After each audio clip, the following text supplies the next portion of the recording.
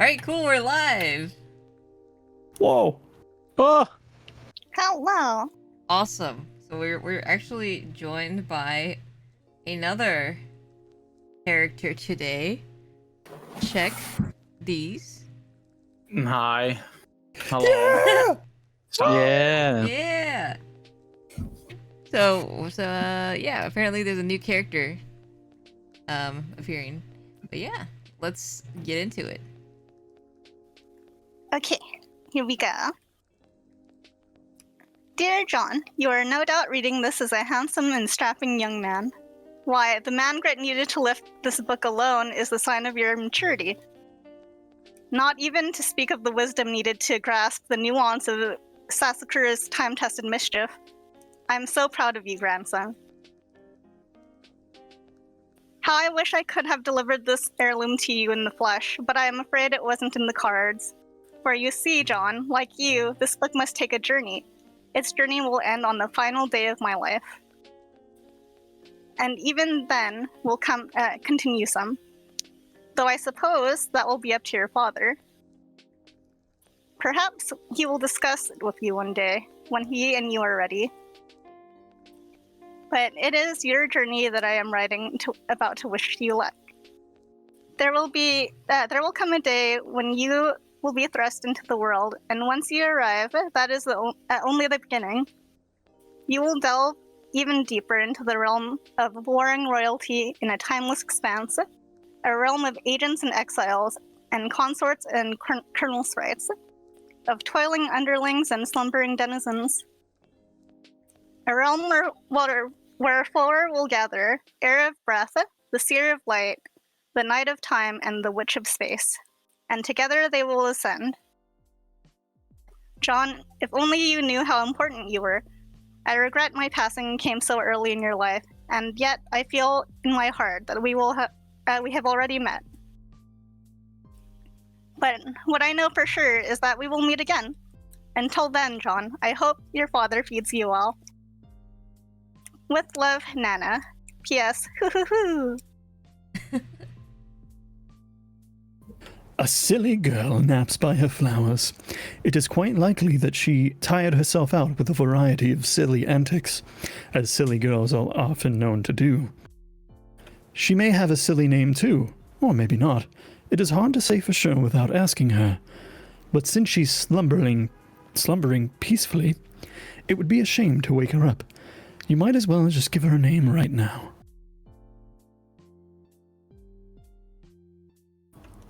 Farmsting Blatlass! I guess her name is Farmstink. You try to roust Farmstink from her slumber, but she is really down for the count. It looks like she's holding some sort of note. Retrieve arms. They're right there! In plain sight! Look, they're flashing red!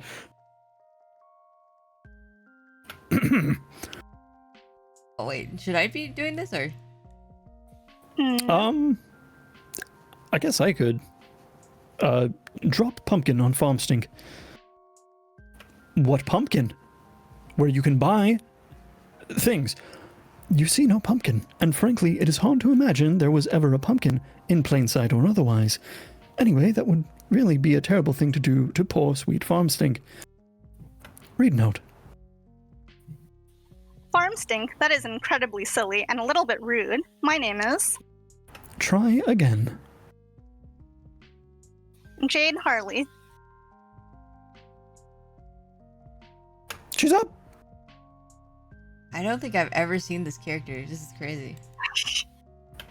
This is you reading the text now. Examine room.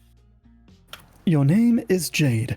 You have just woken from a restful nap, and as usual, you have no recollection of having fallen asleep. You have quite a number of interests, so many in fact you have trouble keeping track of them all, even with an assortment of colorful reminders on your fingers to help you sort out everything on your mind. Nevertheless, when you spend time in your garden atrium, the only thing on your mind is your deep passion for horticulture. What will you do? Play a silly refrain. Loading. Go ham! Oh, wait, what? Go ham, Wait. Zane! Play keys. Oh god. What the hell? Oh, hell yeah. So many bars. Oh, I like this one. Oh god. Okay, there. Okay, go off. there's more.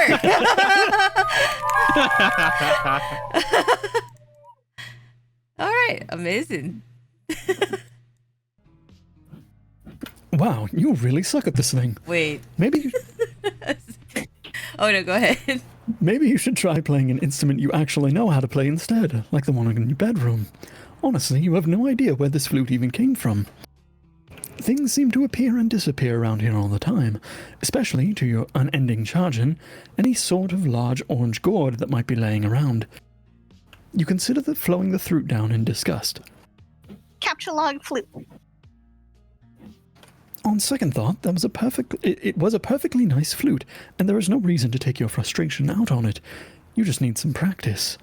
But before you capture log the flute, you will need to set your fetch modus first. Set modus. Look at all them modi. Boggle? Oh my. You have a wide variety of fetch modi to choose from. You were really excited when your grandpa bought you this modus set for Christmas. He is a total badass, even if a little strict. You typically opt for the memory modus when it comes to matters of day-to-day practicality.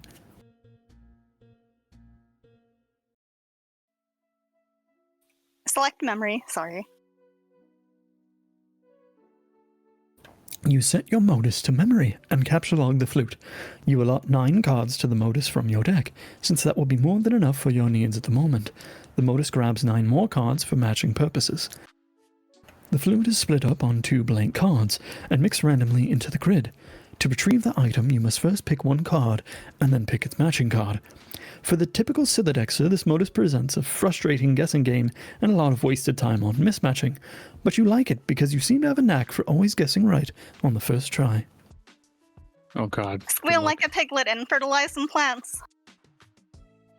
It is an awfully silly idea and is basically a waste of everyone's time. You will predictably disregard this thought and focus on more sensible objectives at once. Oh my god, this is so much fun.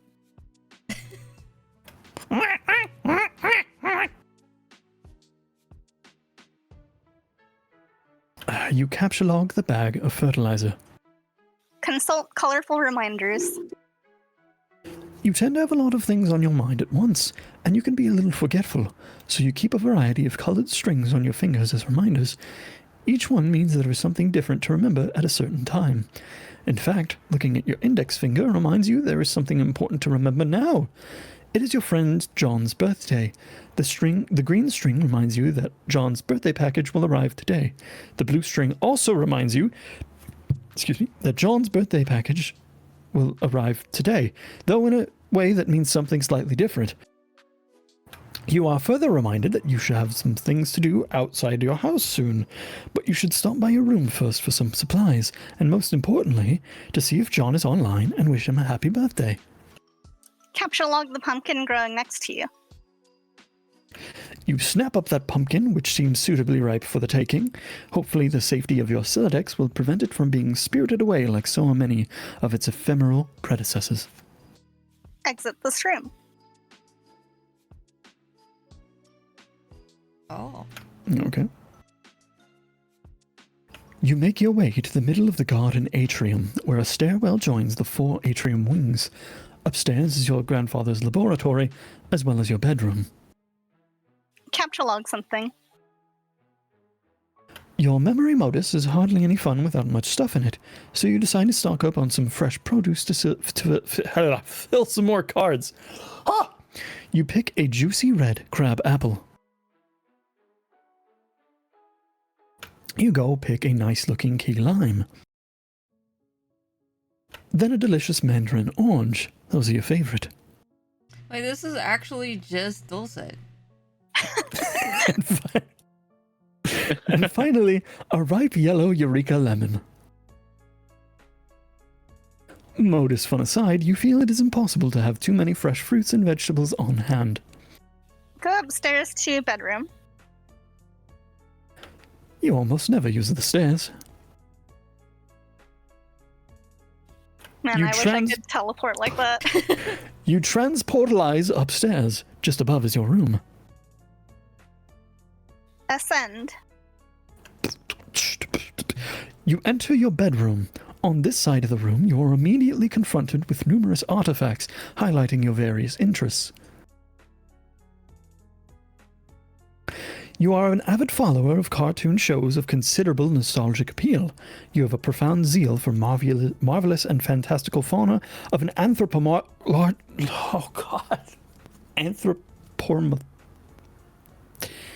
that word. Persuasion. You have an uncanny knack for nuclear physics, and not infrequently can be found dabbling in rather advanced gadgetry. You enjoy sporadic fits of narcolepsy, your love of gardening transcends the glass confines of your atrium, and you are at times prone to patterns of precognitive prognostication.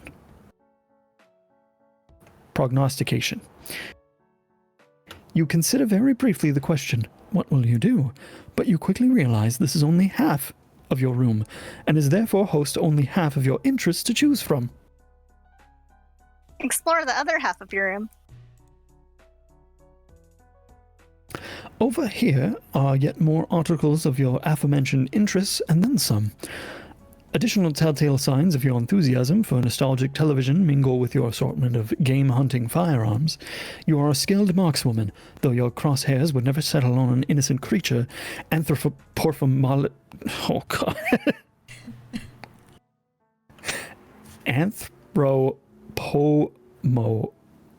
Morphically. Thank you. Persuaded or otherwise. Your work table is littered with equipment to facilitate your tinkering. For you, experimentation is not a particularly exact science, and you lean heavily on sharp intuition for consistently and eerily optimal results.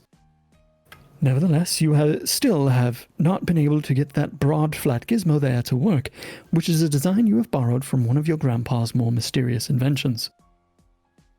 You are a great admirer of his, and you are not alone.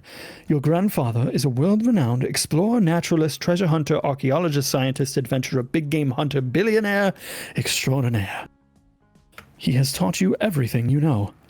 But in spite of all his lessons, it is still difficult to escape his stern lectures when you are on the way out of the house to run your errands.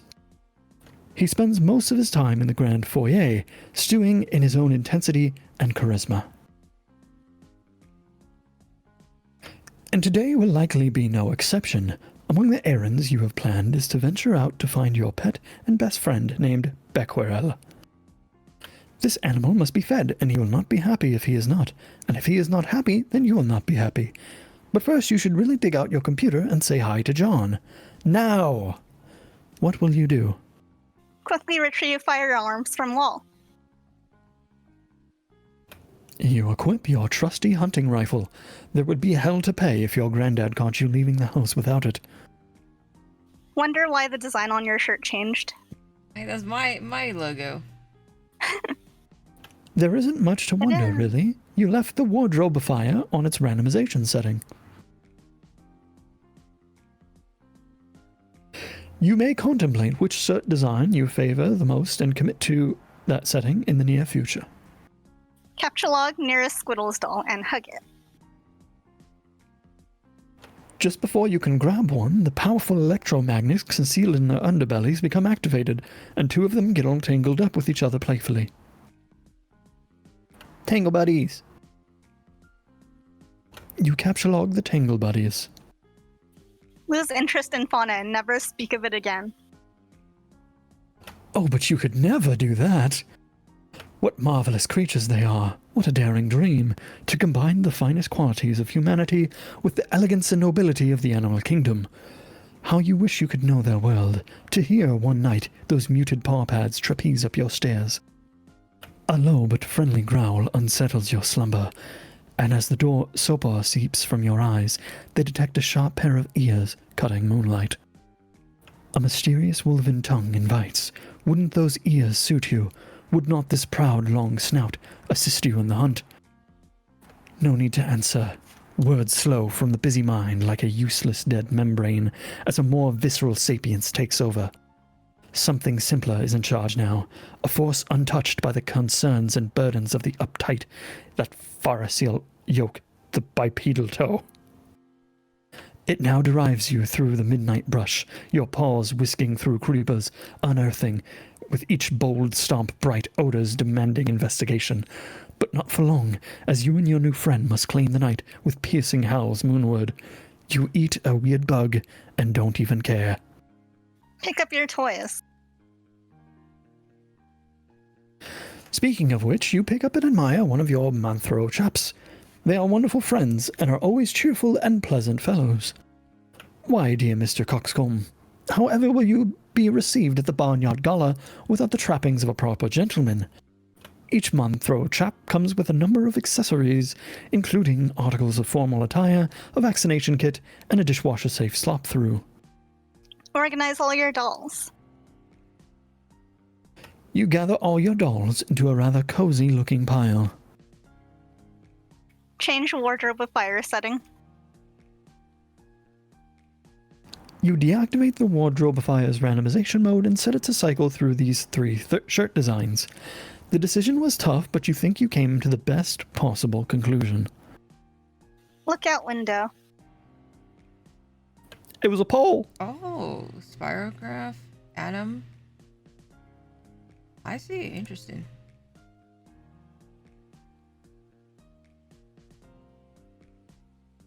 It is another beautiful day in your neighborhood. It is peaceful and quiet as usual. A rather imposing volcano looms over your house, which has been inactive for centuries. Though dormant on the surface, the volcanic activity deep underground provides your house with a source of geothermal power.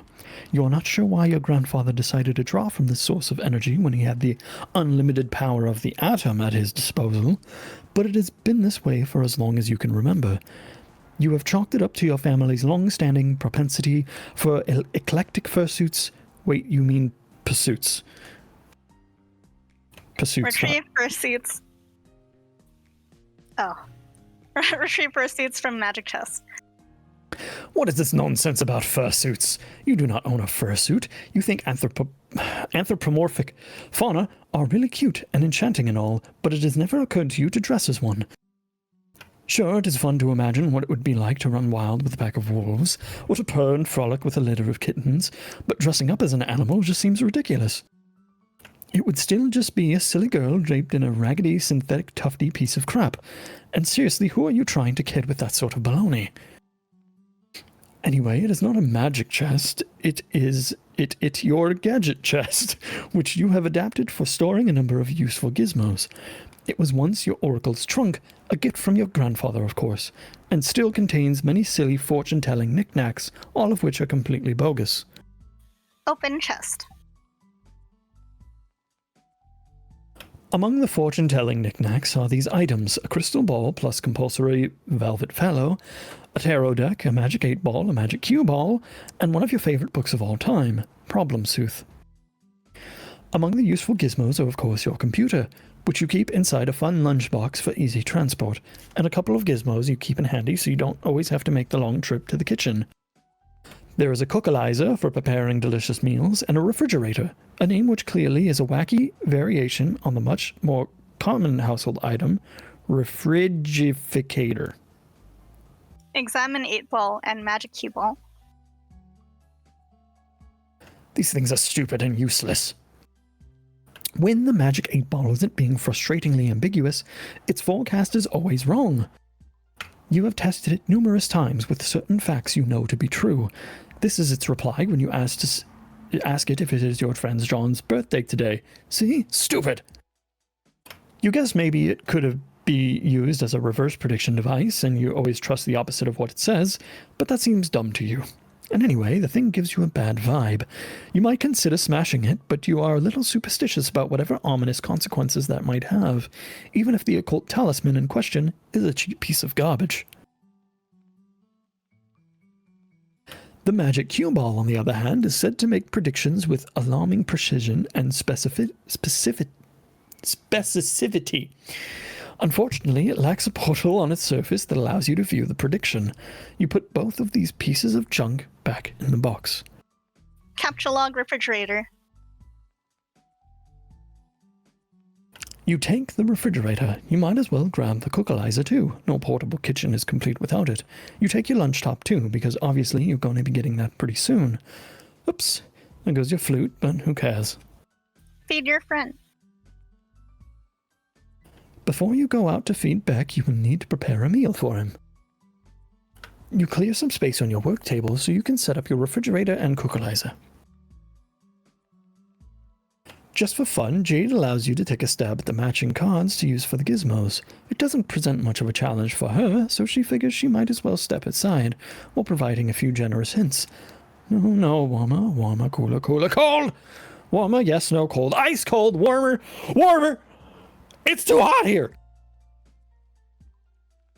You have selected key lime. Way to go. Try again. Hot, wait! No, cold. Really cold. Frozen fucking tundra! Take another crack at this. Congratulations, you advance your matching skill to the new level. Yukon Hero, Legacy of the Frostbite Amputee. Jade is beginning to regret breaking the fourth wall for this ill-advised escapade. Okay, one more time. If it were known in advance how terrible you were going to be at this matching game, the author may have given second thought to preparing this cool interactive Flash application. Look at all these fruits on the loose. Good luck trying to settle them down. You just deploy the gadgets yourself. Stick fruits in the refrigerator to keep them fresh. These fruits are unlikely to become less impudent anytime soon, regardless of where they are stored, but you stick them in anyway. You take a look at the refrigerator's rotary interface. You wonder what he's in the mood for today. Press the steak button. Okay, well, it's a rotary dial, so there are no buttons to press, but whatever, that doesn't really matter. You dial up a thick T-bone steak, which you are sure Becquerel is in the mood for, because he is in the mood for steak every day and is never in the mood for anything else. But he does like his steak well cooked. Lightly irradiate steak. He does prefer his steak rare, after all, but you will not dignify the thought of turning the knob much further because you are not stupid. You capture log the irradiated steak and save it for your trip outside. You probably shouldn't waste much more time. You wouldn't want all those nice depleted steak isotopes to settle down. Examine the atomic base by your bed. You wouldn't exactly call it an atomic base, but it is heavily customized to accommodate a high level of musical virtuosity, the perfect instrument for the eclectically spirited. You've tuned the strings way down, of course, because your stumpy arms can't reach the low notes. Whoa. You switch your it is eclectic bass to its advanced setting. But you promptly switch it back, since obviously it's too complicated to play it in person like this. The default setting is your preferred mode for casual jamming. And since you can't possibly waste enough time playing music, casually jam is exactly what you're gonna do. Play a hauntingly relaxing bass line.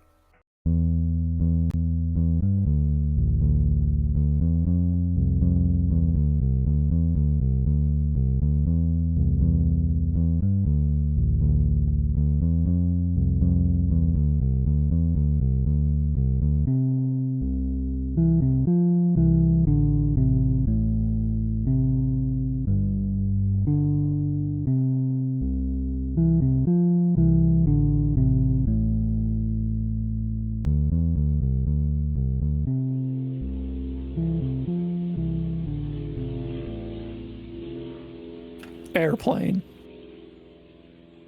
Oh.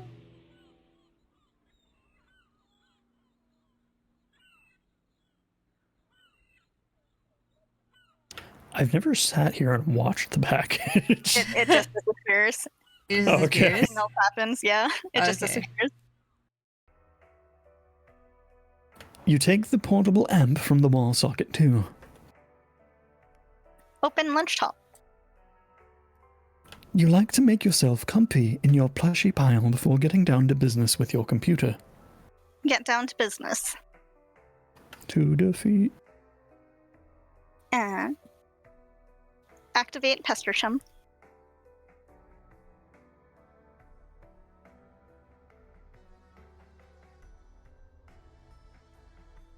Okay. Is that what your room looks like when you activate your computer, Sade? That's Dulce's computer. That's definitely not my computer. My computer is on the last leg of its life. Hey, look, John is online. Hooray! Also, it looks like Dave pestered you about something yesterday, but you missed it.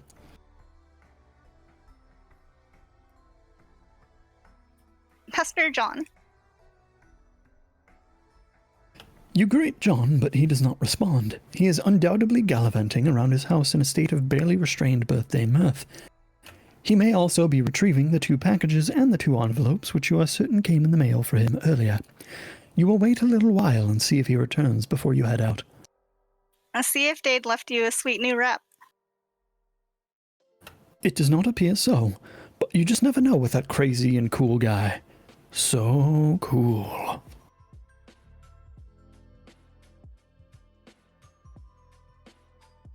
Hey, you're asleep again, aren't you? Or do you even know if you are? I still don't know how that works. It's like nothing means anything. It's so cool getting hella chumped by your cottish damn riddles all the time. I don't know why I believe anything you say. I'm like the Grand Marshal of gross chumpage, waving around my baby-ass chump-ductor baton, assistant director of chumpography, celebrated author Ernest Chumpingway. Wait, weak. Chumple Stiltskin. Chumple dipshit. Yeah, you're asleep. Yes? No? ASL? S is species? Baboon? Kangaroo rat? If it's kangaroo rat, yiff twice, please. All right, well, you're not saying anything, so I guess whether you're now awake or unasleep or whatever, you're just not around and I'm wasting good material. Even worse, I'm wasting a killer persona here. Like, I don't even know, like a wide open V-shaped leotard and a fuck ton of body paint. Some like sinewy back arching Cirque du Soleil looking motherfucker, always low to the ground, getting a good prowl on, like I dropped my keys in the dark. Nimblest son of a bitch who had a gumption and a glue nasty pair of latex cat lips to his face for a reason that wasn't a joke. Jade, hey, where are you? Seriously, I'm spitting here tonight with a fucking bag of kibble jacked open on my lap and primed for goddamn bear, and you're gone. By the way, my name is Acute Permusk. Hardest buttock in the jungle, tempered steel. Hey, I just wanted to give you this remix I finished here.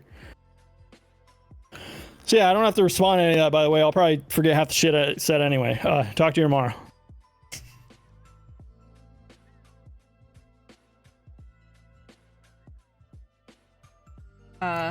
Dulcet? Open fresh jams? Open fresh jams. Oh, we got jams. Okay.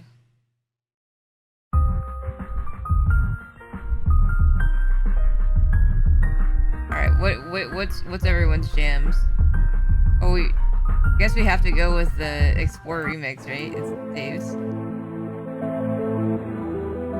Explorer remix does slap. I do.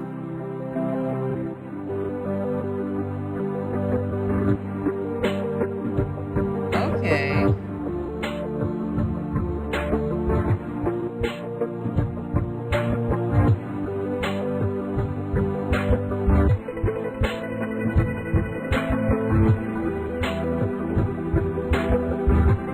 I forget what a lot of these are, honestly. Like, what the heck is oh god what?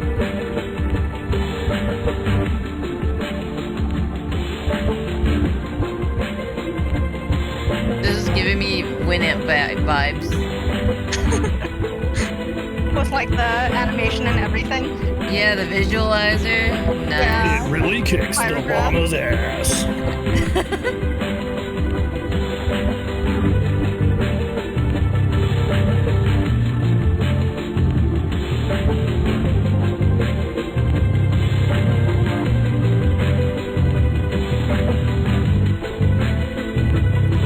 Oh, by the way, on 8:35, I have our conversation paraphrased in the planning committee.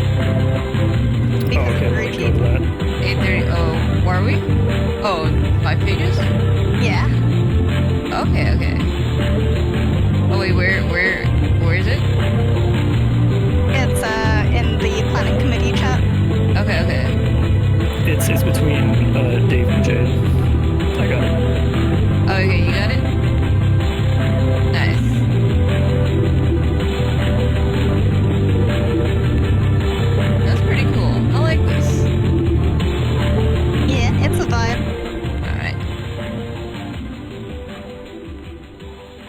an echidna and go to mspaintadventures.com.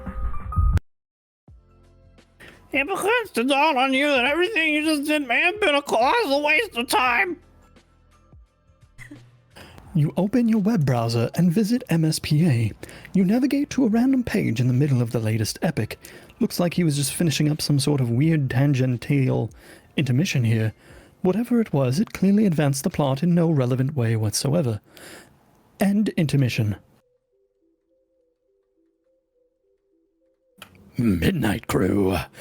Act 1031.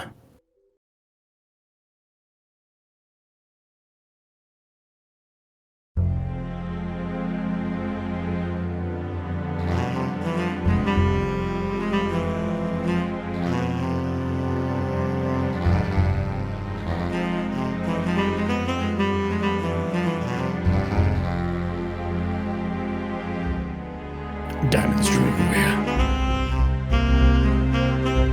Clubs Deuce. Hearts Boxcars. Spade Slick.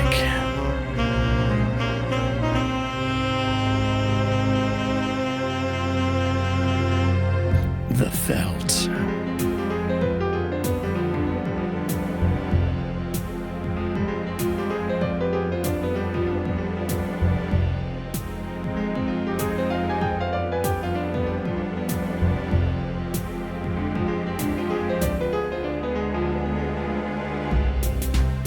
The Midnight Crew. You've killed a little time, but still no sign of John. Pastor Dave. Hi, Dave. I'm being cryptic and talking about the present and future tense again. Also, I have to feed my dog. Oh shit, good luck. Say hi to your granddad for me. Yeah, I guess an encounter with him is almost certain. Anyways, gotta go. See ya. Strife!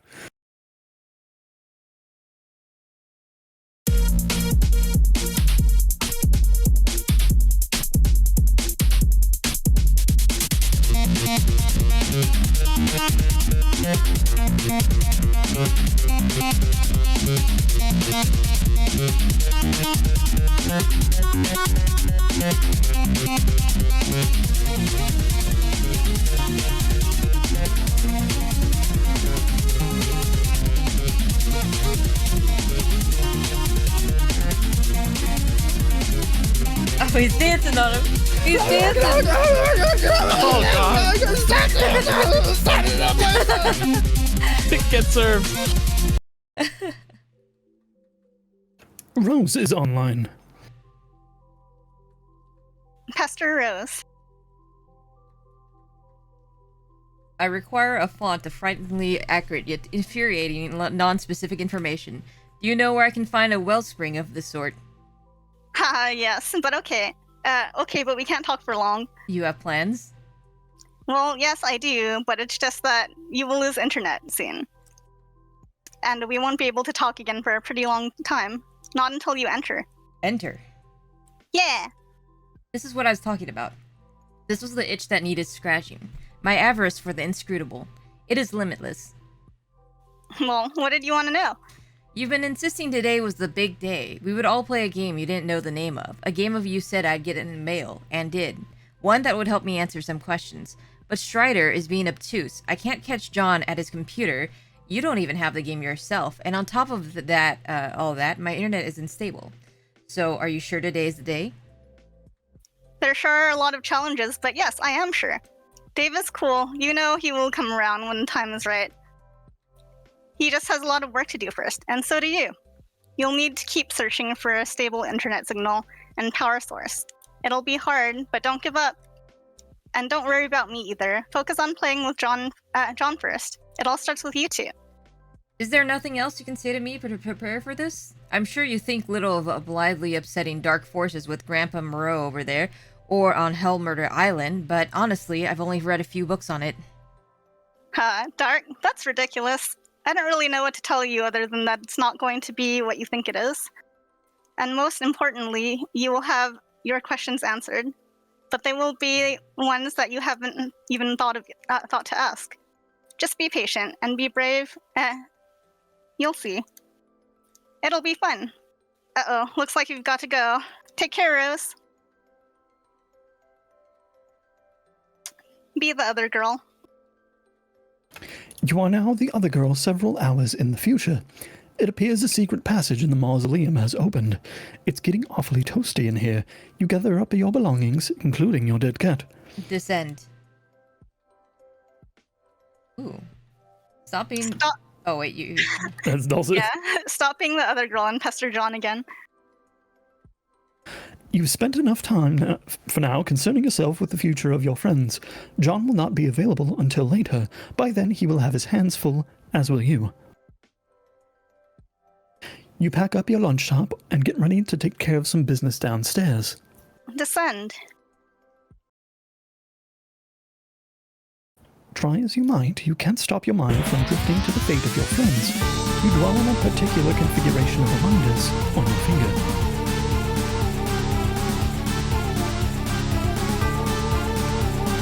Also in the future?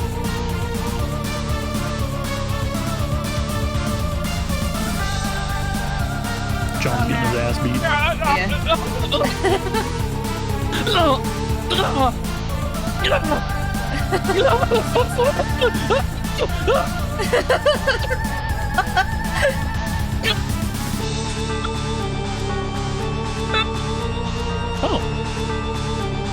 Oh, nice. Leo.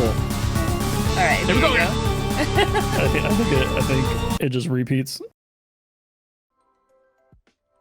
But years, not hours, under bare white branches, a sentry awakens.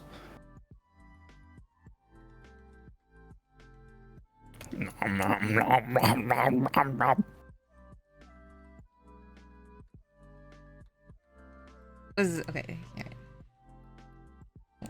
Oh, the walkthrough. Oh, God. Oh, okay. Okay, some stuff about capture codes and punch card alchemy. Is anyone actually reading any of this, or are they all dead? I don't know if anyone besides us is even alive and playing the game, or if anybody even really cares what we have to say. Oh, wait, was this someone? Wait, is someone else? Oh. Okay, whatever. Wait, who is writing this? Oh, Gancrow? Gancrow? don't know.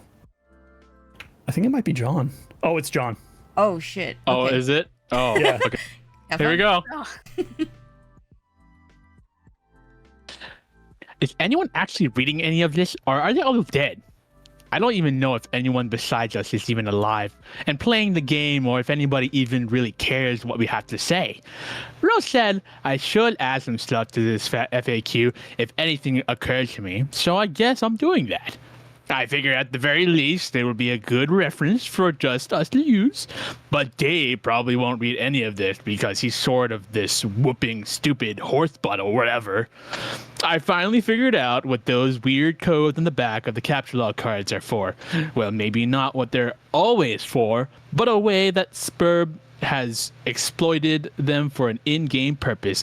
Every captured item stamps the card with a unique code, and a gizmo in Spurb called the punch designates will punch a unique pattern of holes in a card which is derived from that code. The punch card can then be used with other gizmos to duplicate the item and or combine it with another item. I got to thinking about this, and with my amazing hacker skills, I noticed a trend. The whole pattern is based on a fairly simple cipher. Converting the capture code to binary, then binary pattern is punched, where 1 is a punched hole and 0 is the unpunched slot. Oh, here's the table, just to be clear. Numbers into other numbers. There are a couple oddball characters, exclamation mark and question mark at the end to bring it to 63, because the binary representation of the capture code characters are 6 bits each, which have a range of 0 to 63.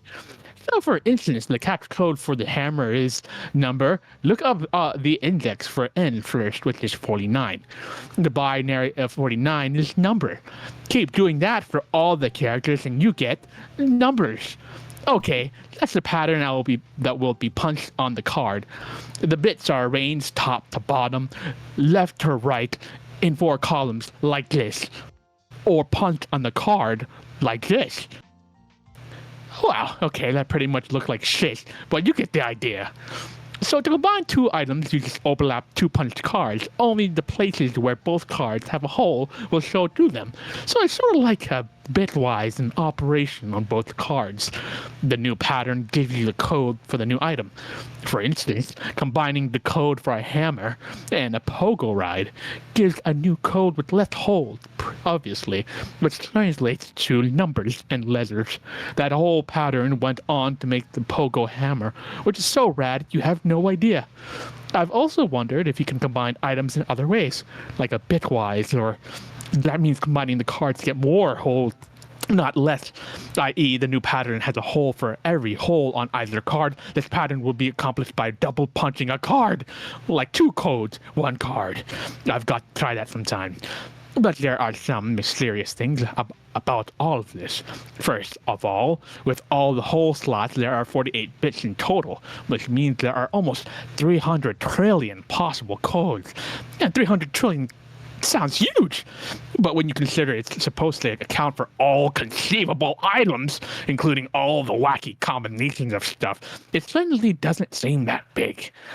This leads me to believe that not every combination of item has the viable duplicate, but this is kind of obvious anyway, since there are many combinations of punch cards that will produce either a blank card with and or a totally punch card with or.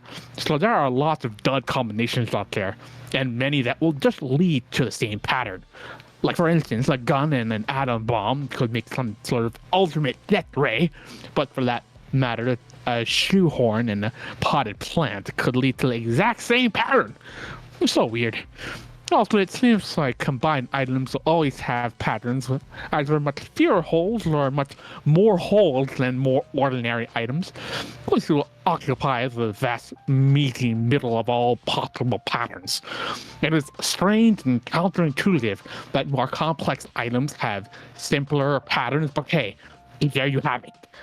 But all this sort of makes me guess this system can be cracked in some way.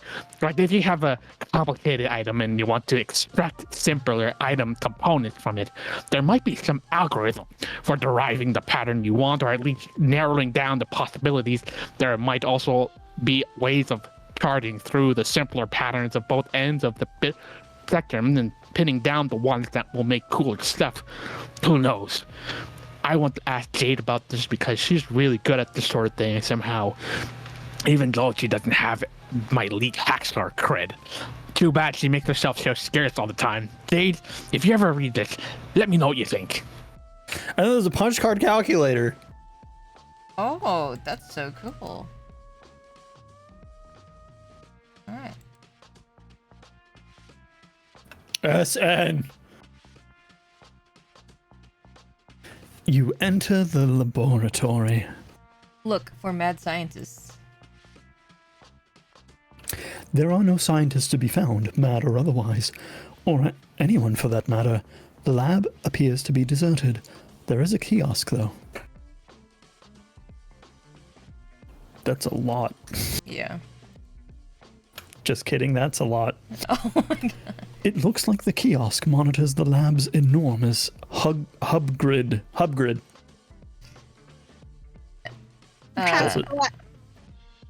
Transportalized as far down as you can go. Ow. This is as far down as you can go. The grand foyer is still a few floors down, but the transportalizer on that level is blocked by one of Grandpa's impressive big game trophies, and you just don't think he would cotton to someone moving it. Speaking of which, here are some of his trophies now. He has a million of these ghastly things. You really dislike them. Proceed. You hop down a level. Grandad also likes to accumulate valiant knights from his travels. These are pretty cool, you guess. Keep Notice going. Iron Man on the right. Oh man, I didn't notice.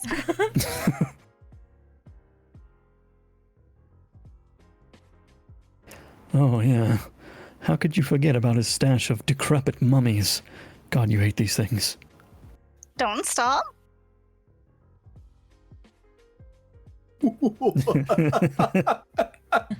Oh my Alright. god.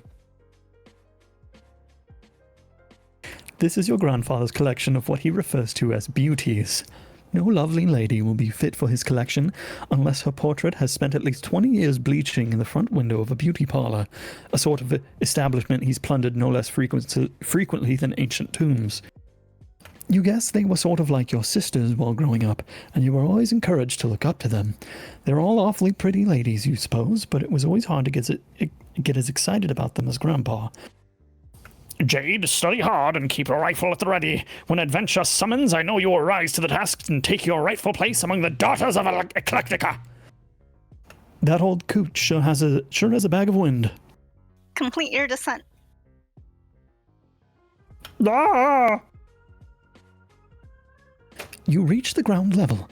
This is the stupid thing blocking the transportalizer. It is unspeakably hideous. Down the southeast hall is a grand foyer. You'll have to cross through it to leave the house.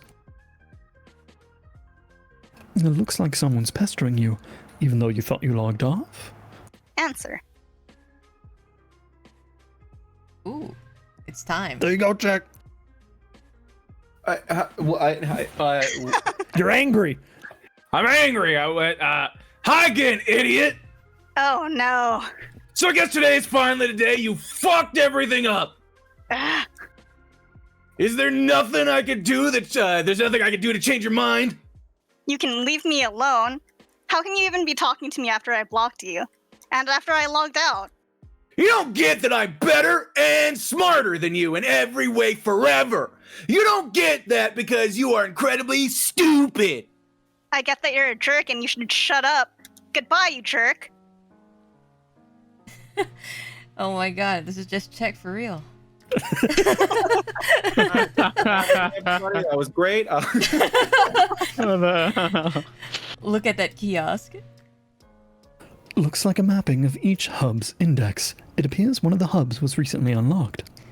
Go to the center and do a goofy dance. At the center, you find a strange little stage that looks perfect for supporting a spectacularly silly dance. Or it would if standing on it didn't make you a little nervous, and also if that didn't sound like a bad idea given the circumstances. It looks sort of like the various contraptions you've been deploying in John's house. You wonder what it does. Attempt to plug laptop into nearby hub. Oh, there goes everything. Great, you just vaporized your dead cat. Oh well, ashes to ashes, you guess. There's got to be a better way to deal with this lousy tree. Examine fetch modus. Looks like you can choose between picking leaves or awkwardly uprooting the whole tree, as you've been doing. You select leaf. You also turn off auto balance, since its consequences can be a little mystifying sometimes. You gather up all your items again in order that places your laptop in a conveniently accessible leaf. You're not sure why you didn't do this a lot sooner. Kind of a funny looking tray now, but your concern for structural elegance is at an all-time low. Find the unlocked hub. As long as you're going to plug in your computer, you might as well find that hub. Here it is. Hub SN Lab 0413. It is unlocked and thus removable from the grid. You suspect this was the same beacon transmitting the unsecured signal you were using earlier.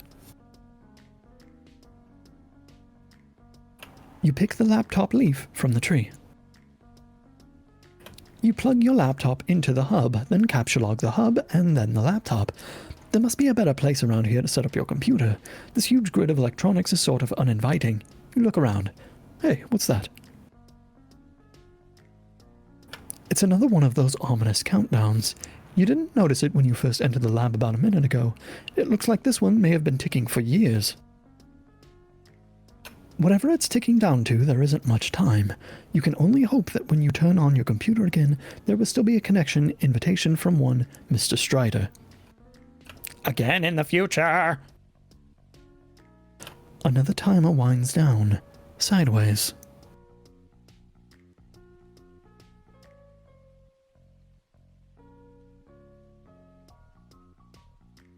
She input home.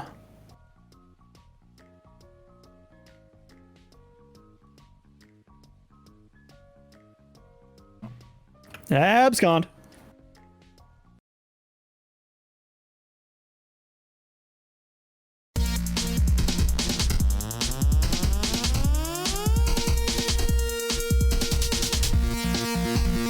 Strike!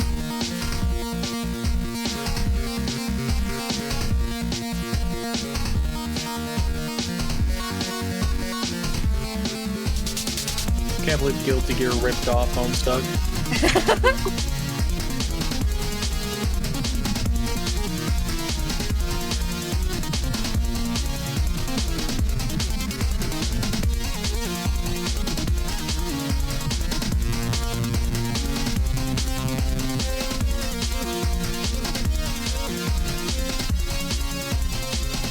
Ooh.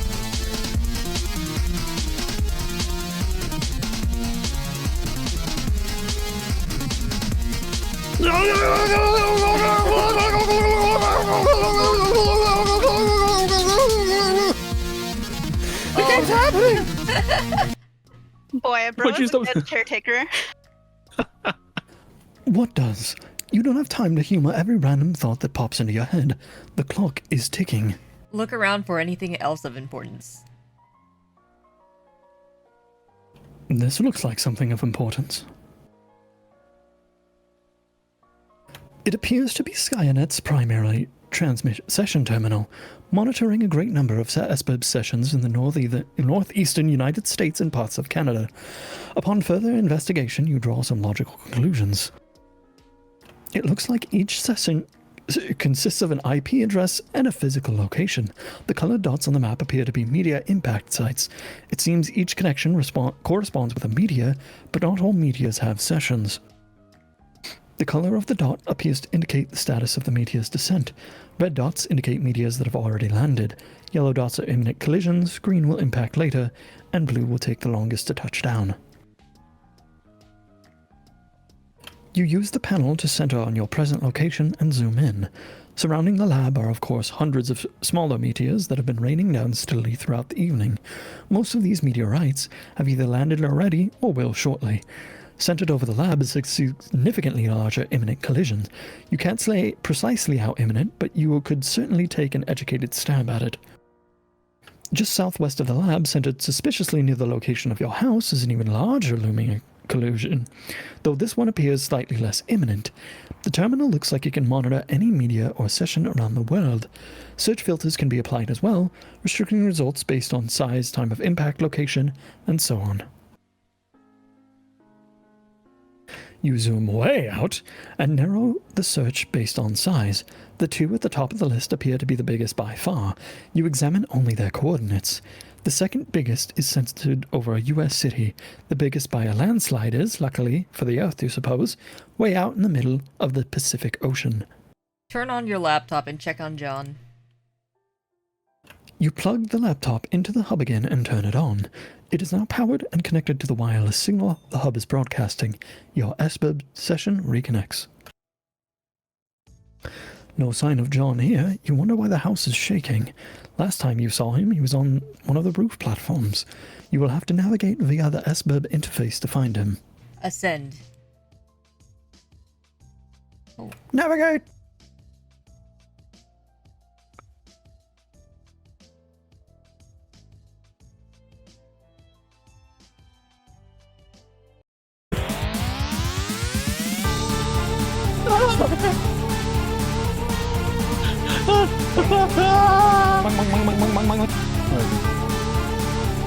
Oh my god. Oh my god.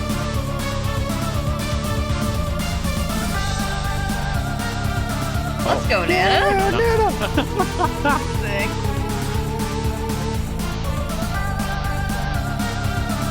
Oh.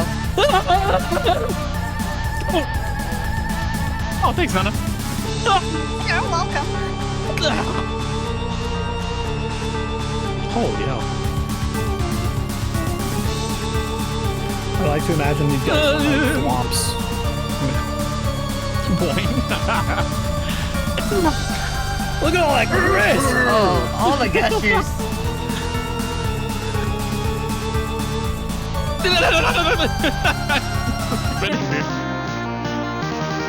Look at him go!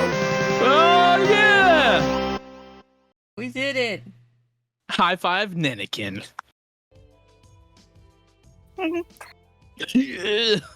Left hanging long enough. Good work, John. Oh hey, you're back. For now, I'll have to leave again shortly. It looks like there's another large meteor headed for my present location. Oh, so you mean Dave connected with you? Not yet. I'll explain later, but I think I've determined that activating the timer in the game is not directly responsible for summoning a meteor to your location. The countdown seems merely to exist as a kind of warning to the player, as well as a strange coincidence. Okay. I don't really think I get it. Is this relevant? Probably not at the moment, and certainly not to you. I have to go. Okay, later. P.S. Try not to waste too much of that grist while I'm gone. Climb that echo ladder. You rocket up the ladder to the dizzying heights of the vaunted Boy Scarlac rug. Wrong. Your new father is hard-earned and feather is hard-earned and well-deserved, and alarmingly fashionable. Collect that. Collect fat loot. You and your ceramic pork hollow rejoice in the mound of wealth yielded from your meteoric ascent up the ladder. You are still not sure what all these boon dollars can actually get you. But when pulling in such insane loot hand over fist like this, who cares? Not you. Pick up as much grist as you can hold. Your expanded cash limit is more than enough to accommodate the grist windfall. You gather up 2,260 pieces of build grist, 1,040 pieces of shale, 490 drops of tar, and 350 drops of mercury. You can't wait to find out what amazing items this new supply of grist will be just barely insufficient to produce. Oh god, there's grist litter down there too. Those stupid ogres were like huge grist pinatas. One of those big sour grape electric holocaust fruit gushers is jabbed in the hole of the platform. You guess there's only one way to get it. John, don't forget your book. Sorry, my computer's being so weird.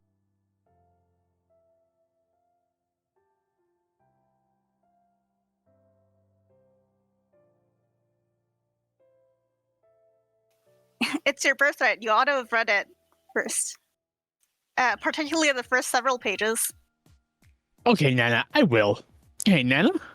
Yes, dear? Since I'm trying to get up to that gate, and since you can sort of conjure floating beds and float me around and all, couldn't you just throw me up to the gate? Yes, of course, John. But that would not serve our purpose well.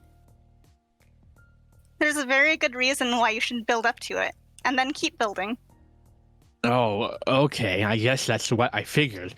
So just one more thing. Do you think that instead of telling me exactly why it is with a clear explanation, you can give me a series of really coy riddles about it and then sort of giggle? John, you are a very fresh young man. Your father has done such a wonderful job raising you. I am so proud of you both. I guess. When you pass through the first gate, everything will change. You will find your place where the constellations dance beneath the clouds, and then your true work may begin. Hoo hoo hoo! I suddenly understand everything.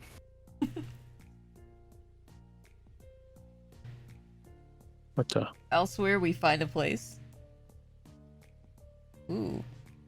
Where a kingdom lies entrenched beyond an impenetrable veil of darkness.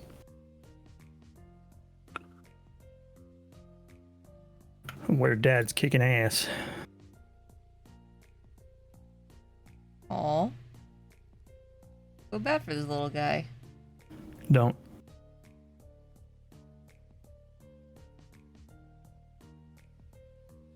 That's you, Pinata. Oh. Wait, what? They split up the Midnight Crew rules. Stabby guy. You like stabbing. Like graveyard. Wait, hold on. Did that text is me? Yes. Oh god. Oh. Graveyard stuffers. Ooh. Nice. Nice. You are now the Peregrine Medicant. You are flying westward in your peculiar mobile station. You have no sense of your bearings presently. The door is blocked by a metal column which extended through the entry shaft before liftoff. What will you do? Check mail. This message to Dr. Brenner looks pretty serious. Open envelope. Never! The mail is sacred, and sacred is the trust between the postman and the recipients of his precious parcels. You have made a solemn pledge to deliver this letter to the doctor just as soon as you determine where this address is, or find any sort of discernible mailing address in this wasteland for that matter. The mail is freedom. The mail is life. The mail is the very fabric of civilization. Wait, hold that thought for one moment. The mail is one final hope for resurrecting a dead planet from its ashes, and the letter carriers are the brave soldiers of God in this righteous crusade. They are the defenders of light knowledge of the light of knowledge, free communication, and the exchange of ideas. They are the bold daughters of all those little papery conduits of freedom, the white postmarked angels that whisper a message on the deliverance, a promise to the yearning. There is hope yet. Liberty, reason, justice, civility, edification, perfection, mail! Examine keyboard and screen. It's the terminal you use to activate the station's homing mechanism. It looks like it has now returned control to you. The default viewport displays commands previously entered, including your last and only command, enter home. Type enter view. You type another one of the previously entered commands. It switches to the view of a young girl standing alone somewhere. There is a heavy amount of video interference of some sort. The girl seems familiar to you. Greetings. Don't I know you? No.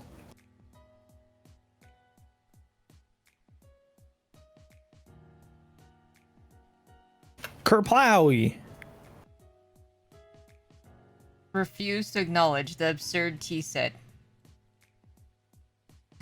You successfully disregard the T-set because it's stupid and shouldn't be in a place like this. You probe further into the lab. Sade being in Mothua like. Looks like a little girl's room. This all strikes you as a bit odd. No time for messing around in here, though. Wear the scarf. Be the writer.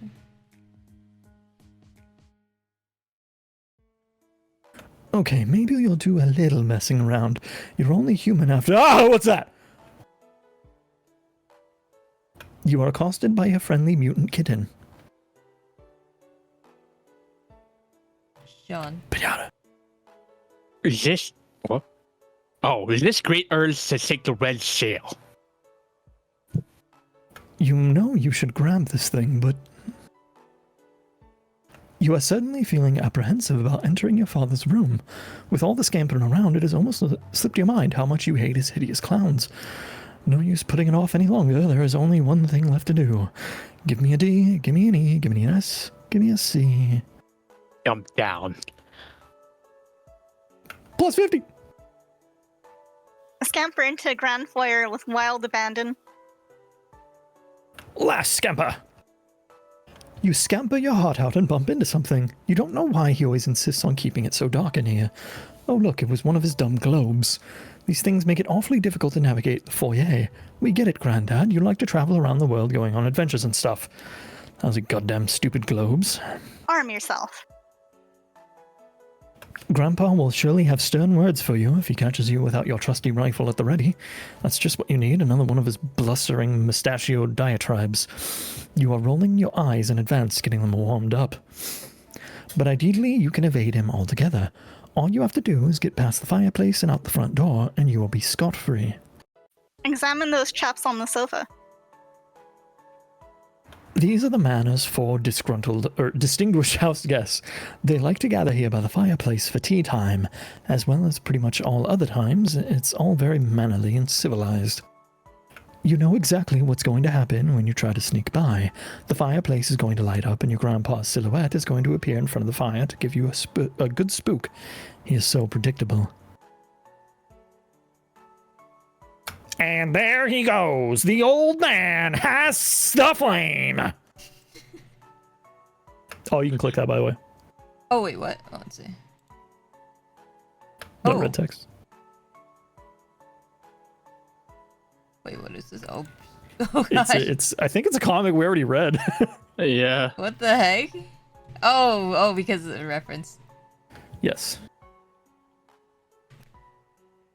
You suppose you could still manage to sneak by the crafty old man if you are fast enough. Avoiding an encounter would be ideal. Encounters with him are usually intense. Leap dramatically across the divide. Whoops!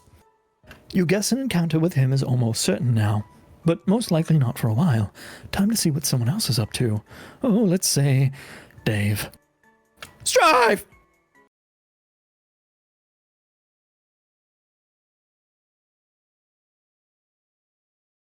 Preloader psycho!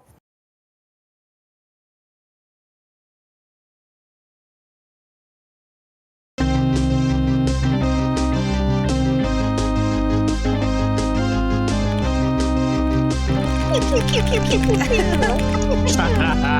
Pew, pew, pew. Pew.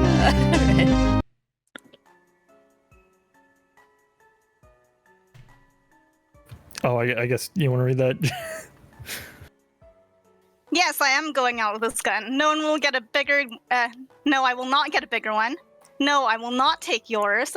I can't even lift it. Oh, that's so preposterous. Do you even hear what you're saying? I will be fine. This is a perfectly deadly gun, and it shoots lots of incredibly deadly bullets. Oh, will you just stop? I'm going now. Goodbye. That's the Big most, heart. Yeah, that's the most passive aggressive heart I've ever seen.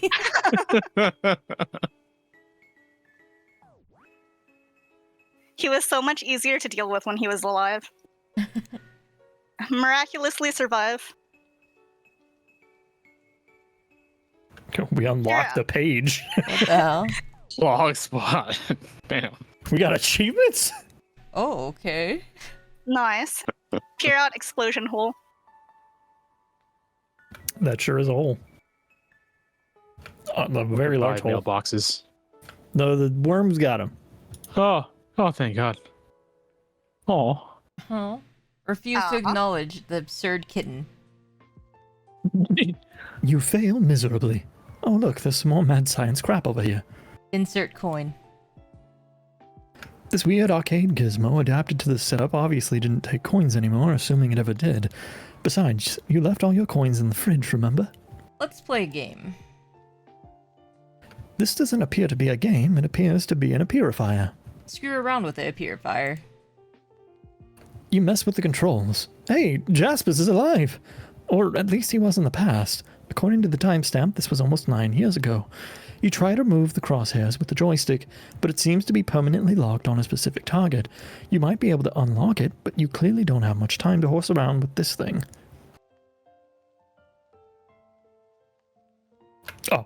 You zoom out.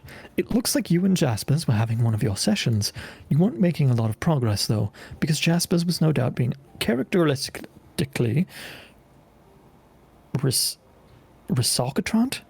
Recalcitrant, I think. Yeah. Recalcitrant.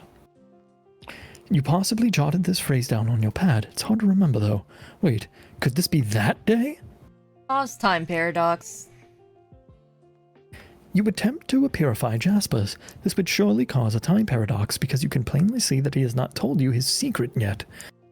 But it seems the machine has a safety mechanism to prevent such irresponsible appearification practices. The paradox ghost imprint of Jaspers appearifies instead and quickly settles into a mound of sludge. The machine beside the little cat. The machine beside it sucks up the paradox sludge and begins some kind of automated procedure. It seems whatever sort of primordial biochemical properties of the sludge possesses is being evaluated by the device. The device generates a fetal paradox clone of Jasper's. The wretched creature exhibits a number of unfortunate mutations, though. The good news is that it will be mercifully unestablished along with this facility shortly. This is also the bad news. Whoever was operating this machine in the past may have been making unsuccessful attempts to perfect the science of ectobiology. I have a flashback. There is no need for a flashback. Conveniently, you can watch what happened right here on the monitor. You roll the clock forward a few seconds. Jaspers reveals his stunning secret to you in strict confidence. Oh my god. Before you could ask him to clarify, he vanished into thin air. You now believe you understand why. However, you are not the one to purify him from this moment. Your hand was nowhere near the controls just now. A couple weeks after he vanished, his body washed up along the riverbank. His suit was a mess, and your mother fitted him with a new one just before the absurd funeral service he was insisted upon. Trace Jasper's whereabouts on the machine. You roll the clock forward to a week after he vanished. It seems there is no accessible feed tracking his whereabouts during that time frame. You fast forward another week. There he is, just as you found him. Fast forward to now.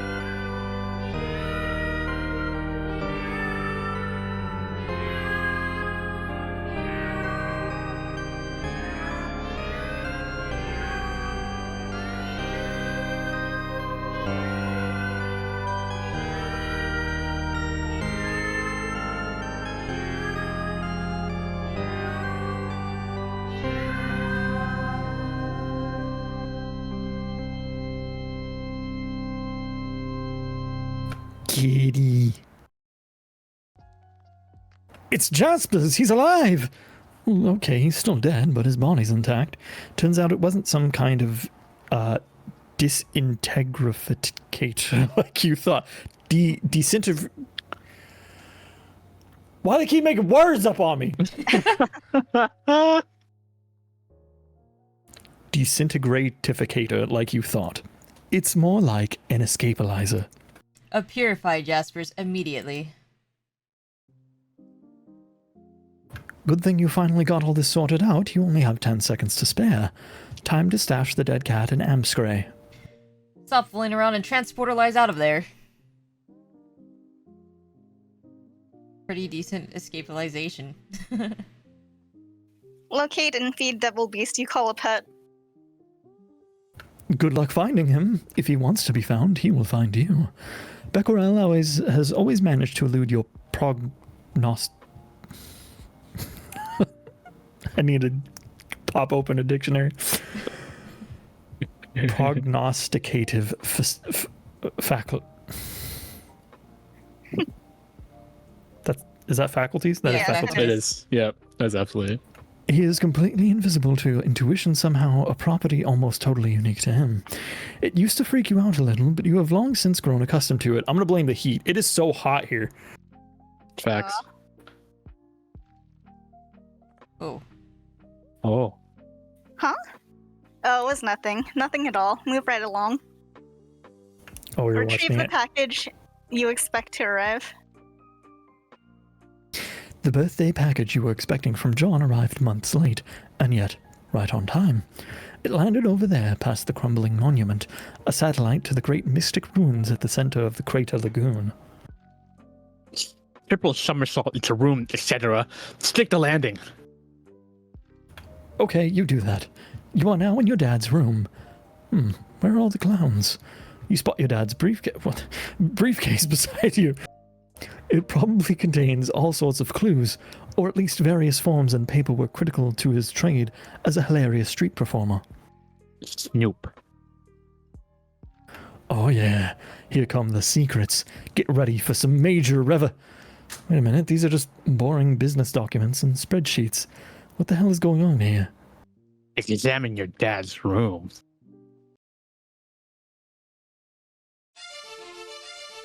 Oh.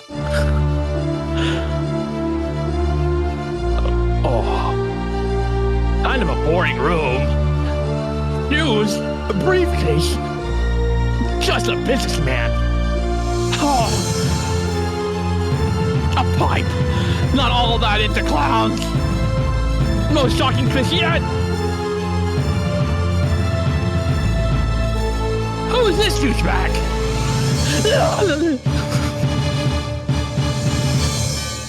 Oh, not the Betty Crocker. Oh, he's in the fetal position.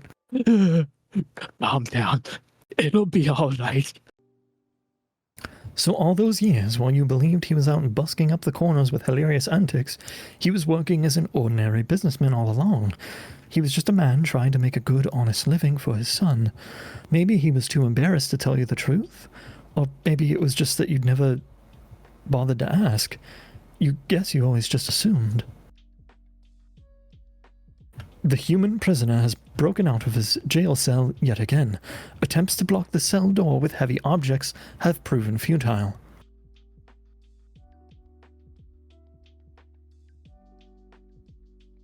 You're going to need a bigger safe. Who's this guy? Enter name. Spade Slick. Got a nice ring to it. But you won't know your own name, and that damn well ain't your name. Take another stab at it. Okay. State name and rank. You are Archagent Jack Noir. You oversee various affairs of a dark kingdom. Presently, you are determining how to deal with this prisoner, who has been a thorn in your side since he was apprehended. You view the affairs of the kingdom through a series of fenestrated walls. You have 3 walls, nearly enough to form a cubicle of vigilance, which is full and proper enclosure for an agent of your stature. However, much to your utter contempt, your 4th wall was stolen some time ago. Ha! Non-comical hat. This frivolous headdress turns your stomach. You'd sooner stick your head in a furnace than coax it onto this monstrosity's loathsome, colourful maw. It's bad enough that your exalted ruler ordered everyone to drape themselves in these hideous rags the moment the troublesome human with the pipe and his child showed up, but you draw the line at the hat. Oh, minion. You order one of your burliest agents to the scene. He brings something heavier this time. Your transmission is interrupted. It seems your glorious monarch has concerns over your wardrobe. Fine. You begrudgingly don the comical hat. Stupid, lousy, wise, and just leader. What a royal pain in the ass. Throw down hat in disgust. You fully intend to once your superior stops breathing down your neck for a second. Wait, what now? Womp, womp, womp, womp, womp, womp, womp. Yo, let's go, Dad. Your blood is boiling so hot you could cook an egg on your carapace. Looks like you'll have to go handle this yourself. Investigate room for anything Dad may have left behind. It seems there are some unopened birthday presents which Dad didn't get around to giving you yet. Present time. Open a present, see what's inside. The one on the right seems promising. You open it to see what is inside, and oh god, yes. Obtain sweet loot. You tear into this thing and put a mean peep on the sweet loot. In addition to the modus control deck, you got a bonus array fetch modus, plus another 12 cards, which are practically worthless by this point, but hey, you'll take them. First thing you do is flush the extra cards into your deck. Okay, really, this is just way too many cards. Equip array fetch modus. The array modus allows you to store and retrieve any item from any card at any time. It seems exceptionally serviceable, albeit difficult to weaponize. Boring! Read instructions for control deck. There is nothing to read, really. You just pop some modus cartridges in the slots, fire it up, and see what happens. You start by putting the stack and queue modi in the slots. Your Siladex now behaves like both a stack and a queue. Items can be removed from either the top card or the bottom card. You see no reason at all to jam the array cartridge in there too. You make sure to blow the dust out first, of course. The Siladex reconfigures itself into an array of distinct queue stacks. Now we're talking. This is just the sort of needless complexity you have come to expect from your inventory management system. I'll unwrap the smallest present first. You have a staunch policy of always saving the biggest present for last. Always! You receive a box of delicious fruit gushes. Could this birthday get any better? Oh, yeah! You don't Open the think big so. one. Sorry. You thought wrong. Look, there's new duds. Sharp. Oh, yeah. Fill up an entire queue stack with shoes. Okay, awesome. Queue stacks full of shoes. Stacked a lot of fruit gushes. Dang, you spaced out and put it in the wrong queue stack. Don't worry, you'll get the hang of this thing. Closely inspect fruit gushes box. Massive tropical brain hemorrhage. Yo. So delicious. You can't wait to capture log one of these packs and make like 1,000,000 gushes. Screw all this building nonsense, you'd rather make candy. Wait a minute. It can't be. The heinous batter witch has her gnarled claws in everything! What do gushes have to do with baked goods anyway? How does this make sense? Why? Why? Metro Breakdown.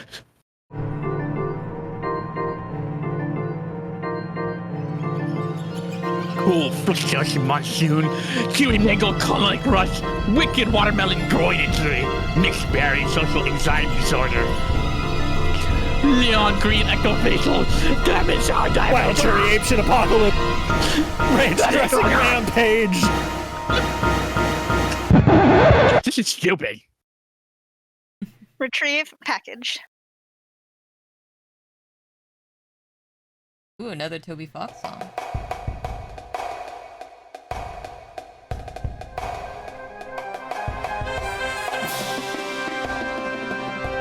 Strive!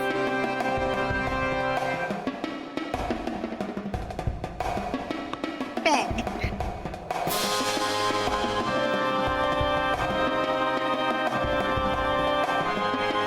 Arsenalize.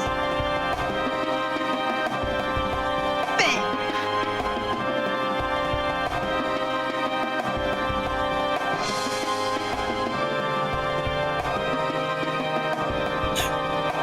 There they go. Oh, never mind. Artillery.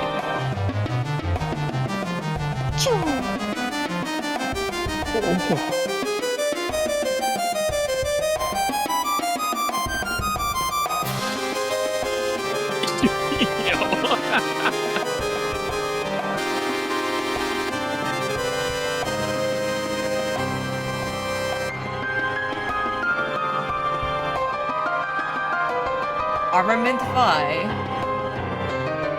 Pow.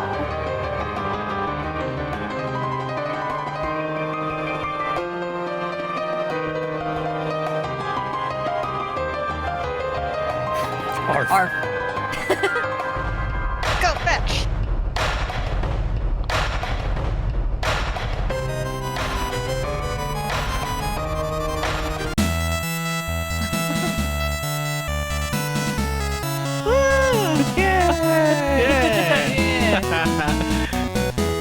Good dog. Good dog. Oh yeah. Best friend. Hey. Good dog. Oh. She's asleep. Narcolepsy. Honk shoe. Aw. Oh. Good dog. Best friend. Best friend. Check self for any mixed atoms with cat. Nope, no mixed atoms. Looks like you and the kitty kept your genes to yourselves. Your new kitty, whose name is... you'll think of one later.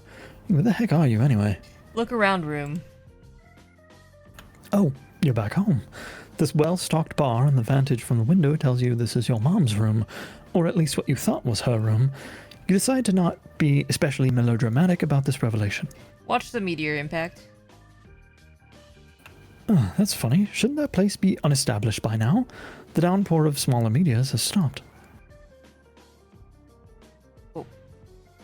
Kaboom. Better get out of here. This room is a powder keg with all this booze lying around. Get down to business. Suddenly, you are feeling very businessman-like for some reason. You just punched a shitload of cards in anticipation of making a whole lot of cool stuff. This time you didn't foolishly destroy any items. You just looked at the codes for some objects you rounded up and punched them on blank cards. You wonder how much alchemizing you can get away with before Rose gets back. As if she's got any right to tell you what to do with your hard-earned grist. You're the one running around here putting your ass on the line. All she's got to do is mess around with a computer. Anyway, you better hurry. Dream.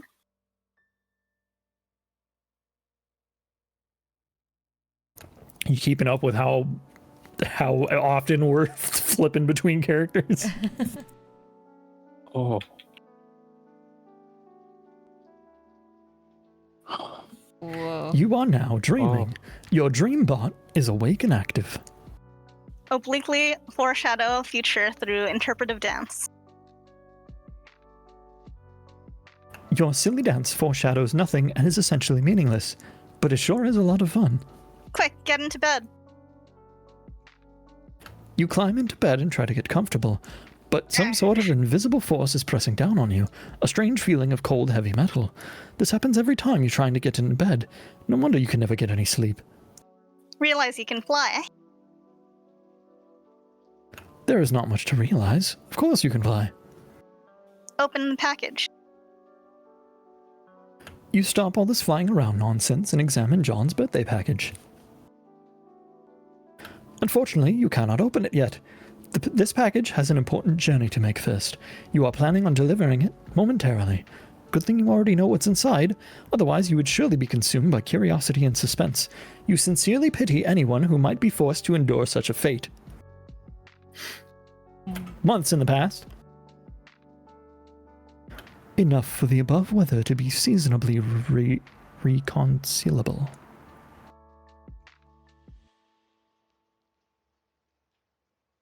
Ghostly trickster. Is that? I guess that's me. That Yeah. is you. Yeah. Wow. Okay. My brain. Hey, happy birthday, Jade. Yay, thank you, John. Whew, okay, I got your present in the mail just on time. Plus, I sent roses and jades too. Do you think your guys' birthday's got to be all bunched together like that? You're running me ragged. I know. But it's nice to think of you all like that. I can't wait for you to see what I got you. I don't want to spoil it or anything, but hopefully it will help you solve those problems you've been having lately. Mysterious wink. I'm sure it's great. I can't wait either. It might take a while for me to get from here to get from here to there, but it'll be worth the wait. Oh man, I am such an idiot. I forgot about how long it takes you to get stuff. That's okay, really. I'm sure it'll get to me exactly when it needs to be, and it will be a nice surprise when it does. Okay, well, I hope so. Less than 3. Hold on. Okay, I'm back. Sorry. I had to tell someone to go away. Oh god, the trolls again? Yep. They have been such a pain in the ass lately. It seems like there are so many. There are either like 50 of these jackasses, or it's one guy with a lot of alt accounts. I've never had any sort of feeling about them. or what they want with this which is kind of weird. But it seems to me like they're probably all different people and not one guy. I have counted 12. What do they want with us? Some people just like to needle others for some reason, John. It is like a game, I guess. They're like pranksters. Oh, hell no. Steadiest pranksters ever. But I think they're mostly harmless. Every so often, they manage to get through my block filter and hassle me. It's been going on for years. Actually, some of them are kind of funny, I think. Oh, wow. What? Years? Okay, well, I am sick of them. I've been thinking of changing my pester chum handle to throw them off the trail. So, I guess I'm going to do that. Make totems. You have already carved a few totems, but you have had to return to the living room for more crooksite towels. Your carving work is not nearly complete. Every time you re-enter your room, you shudder at the recent handiworks of some mischievous imps. You just can't turn your back on them for a second. Rotten imps. Those posters were like children to you. Room. At long last, you have returned to your bedroom with a stable power supply and internet connection. Vodka Mutini purrs at your side. You suppose you will call it Muty for short. Esther John. That's quite a totem collection. What are you planning? Oh, whoa, hi. Oh, gotta make some stuff. Are you okay? Hasn't your house been on fire for like 5 hours now? No, that was the nearby forest, which up until quite recently would have been best described as on fire. But you may be excited to learn that just as recently, my house finally notched that achievement. Oh, wow. Congrats, I guess? Thank you. Have you seen Dave? Nah, his bro is probably busy kicking his ass. That's probably all there is to say on the matter. Okay. I'm going to start putting this grist to use too. Let's be sparing with the frivolous knick-knack breeding and focus on getting you up to the gate, okay? Yeah, okay, I hear you, but I think we'll have plenty. I've been killing imps all over the house, and now it's lousy with gushers. Gushers? I mean, grist. Serves them right for ruining my posters, the bastards. Which posters? Don't you see? My sweet movie posters. Look at them. They're fucking ruined. John. Huh? Are you suggesting that imps are responsible for defacing your movie posters? Yeah? Your posters have looked like that ever since I first saw your room. The moment we started playing this game, I thought you had defaced them ironically to mock your father's interest. John? A very funny road.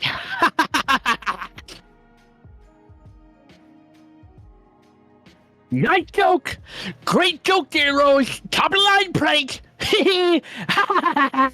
This is good. Laughter is probably the best way to avoid it being especially melodramatic about the revelation. Yes. Yes. Let's keep this joke going because it's such a good one. Oh my.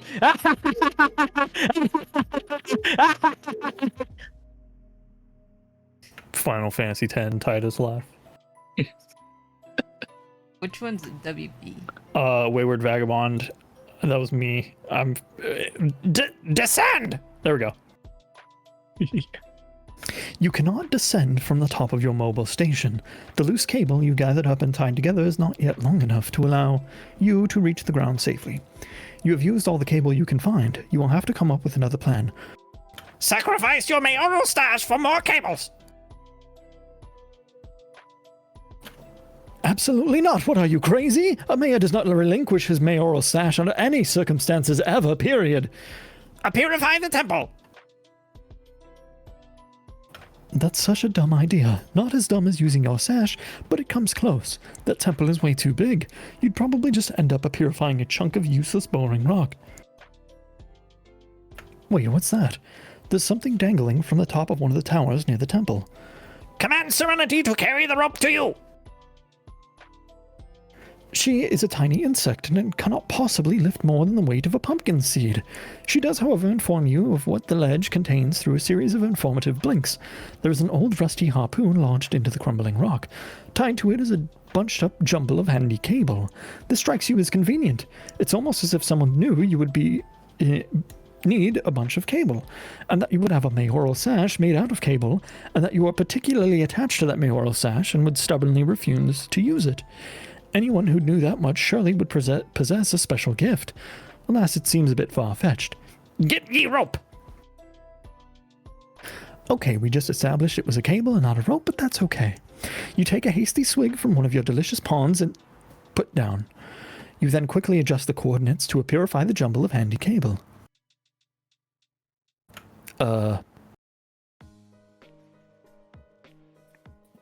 Team Mr. Mayor. Oh, of course, the time wasn't set to the present moment. Somehow it got reset to a few hundred years ago. It is some sort of present from the past. In the present. Attached is an envelope. It looks extremely important. You open the envelope. Inside is a letter and another envelope. This is all highly confusing, and you do not know what to make of it. Still, it is obviously critical mayoral business, which you take very seriously, and you will defend this package with your life. Try to purify the cable again! You set the time to the present and purify the jumble of cable. Take obvious course of action! You tie all the cable together and carefully lower your precious pumpkin bindle. You then rappel down the station with the package, which must not leave your side. Years in the future, which is to say the present moment precisely,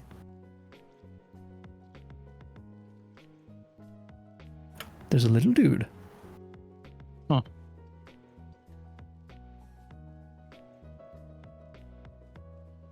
An aimless renegade prepares for company. We unlocked an album! Nice. Nice.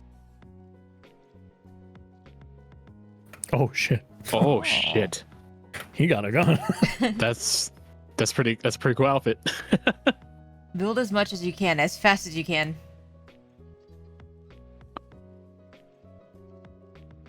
Okay, while I make some stuff here, you can keep an eye out for imps. Just keep the safe or tub handy or something. It'll serve them right for catching my posters. I keep telling you the posters were always like that. And I keep telling you, ha ha, very funny. Here, look.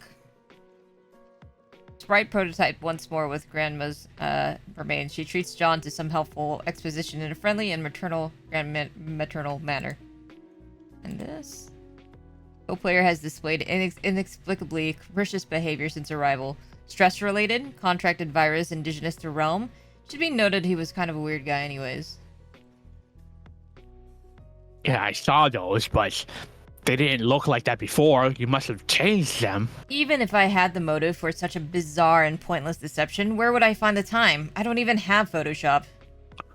Then why didn't you tell me that they were there? I had no reason to think you were not aware of them. I thought they were strange, certainly, but was not struck by any particular impulse to discuss them. Okay, it still doesn't make sense though. Implying that I drew them a while ago and then forgot and couldn't see them and now suddenly see them. That's stupid. What would it even mean? It looks like you were in your father's room recently. Yeah? And how did it make you feel to discover what was in there? Oh no, I just realized you're going to psychotherapy me. Yo, don't bother. Maybe I'm just being a friend? Maybe. Suspiciously. Anyway, I guess you saw what's in there. It's boring and there's not much to even see. That doesn't matter. What matters is how seeing it affected you. I think it clearly has in some way. Well, I don't know. At first I was nervous to go in and find more of his weird clowns because of course they're stupid and I hate them a lot. But then, when I didn't see any, it was weird.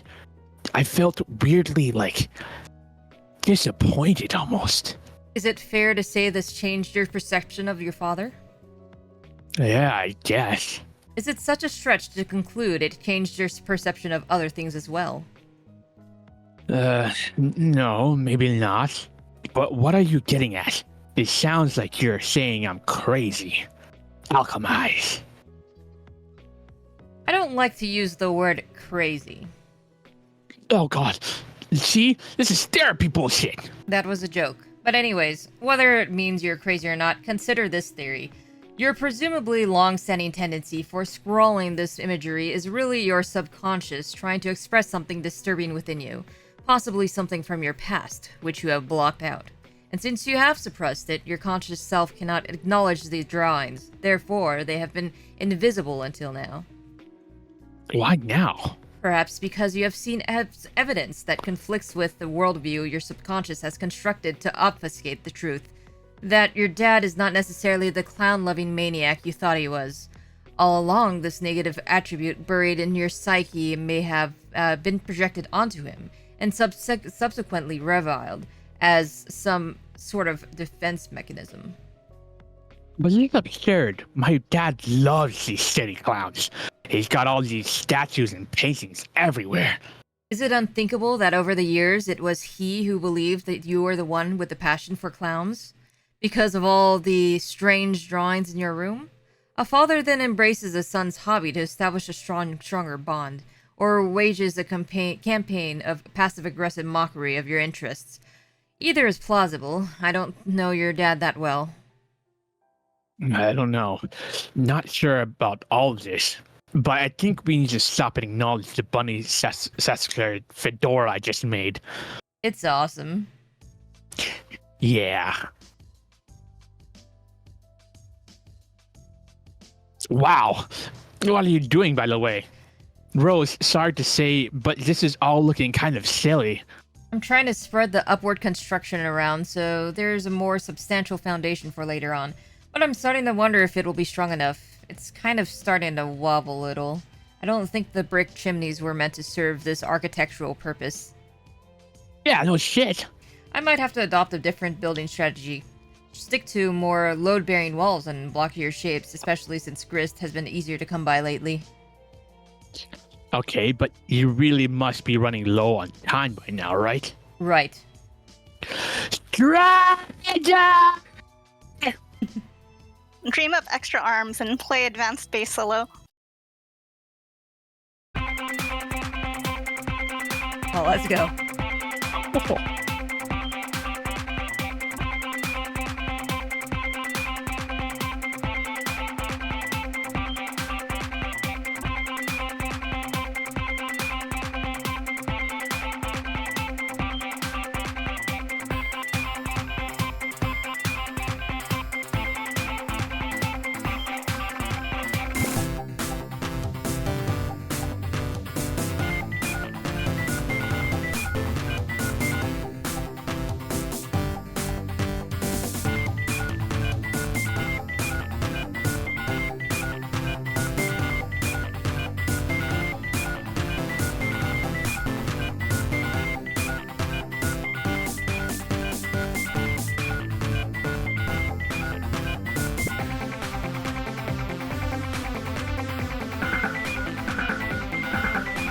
It's CrossFit.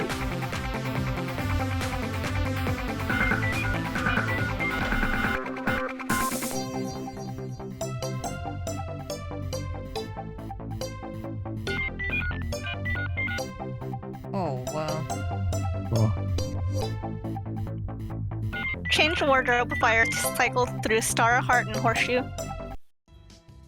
Okay, good idea. You leave the moon in the cycle, though, because you like it. Go explore the Golden City. Whee! Oh. Oh my gosh.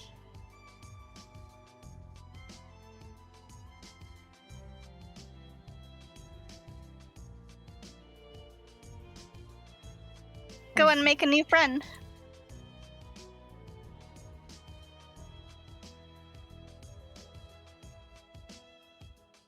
Blink, blink.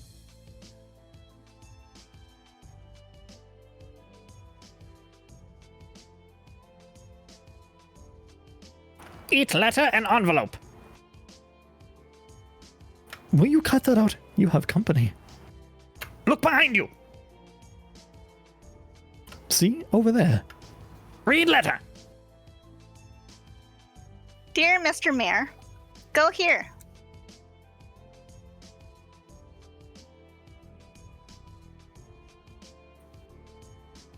Give present, go here. Oh, please do this. The freedom of your people depends on it. Signed, your friend.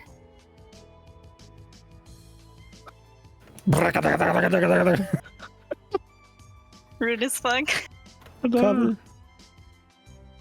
Cover! Hurry.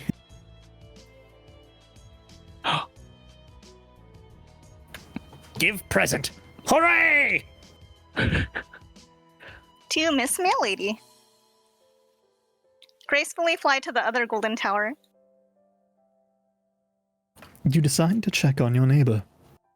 Inspect neighbor's tower. It is very much the same as your own. The only difference is that this one is the home to a young boy instead of a young girl. You peer through the window. John is, of course, sound asleep. It looks like he is having troubled dreams, as usual. You cannot disturb his slumber, though. He will wake up when he is ready.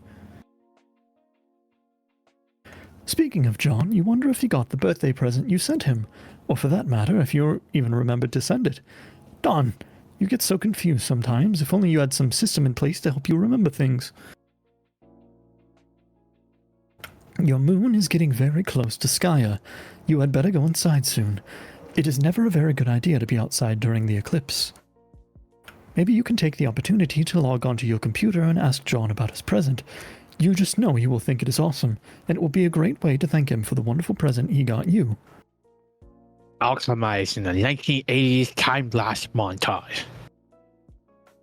That would be pretty cool, and it would promote the appearance to the audience that a whole lot was getting done in not much time. But it also sounds like kind of a pain in the ass, so you decide to play it straight up this time. Rose has moved the alchemeter back down to the deck while she reworks the building project up there. Just as well, because it will save you a lot of legwork. Between this thing, the Design X, and the lathe, that's a whole lot of scrambling around. Recombine hammer and pogo ride. Oh. This time, instead of overlapping, and the two cards which created the pogo hammer, you use the two codes to double punch, or a break card, producing a different hole pattern. The result is the Hammerhead Pogo Ride. It doesn't look like it's as much fun as the original ride, but to be fair, it's probably a lot safer. Double punching cards creates patterns with more holes, rather than less holes by overlapping cards. This strikes you as a viable method for combining more than two items without whittling down too few holes or too many. Just mix up the overlaps and double punches, and the sky's the limit. Combine ghost shirt suit. You make the green slime ghost suit. Pretty swanky, but you are not completely satisfied with the wardrobe upgrade yet. Combine ghost suit and wise guidebook. You make the wise guy slime suit. This is so much better. It seems there are lots of secret trickstery gimmicks concealed in the— oh shit, there go the cards! Combine glasses and PDA. You make the serious business goggles. This is a pretty nice hands-free communication solution, and it makes you look way cooler, like one of the kids from Spy Kids or something. God, that was a good movie. Real spies, only smaller. Combine sledgehammer, telescope, and Cesare text. You make the telescopic saucer crusher at a pretty considerable expense. This thing could probably pound an ogre into a crude burger. Of course, you have no hope of lifting it whatsoever. Combine gushes and blue ectoplasm. You mix your gushes with some of the blue slime Nana left on the wall to make a box of hellacious blue phlegm aneurysm gushes with ghostly healing properties.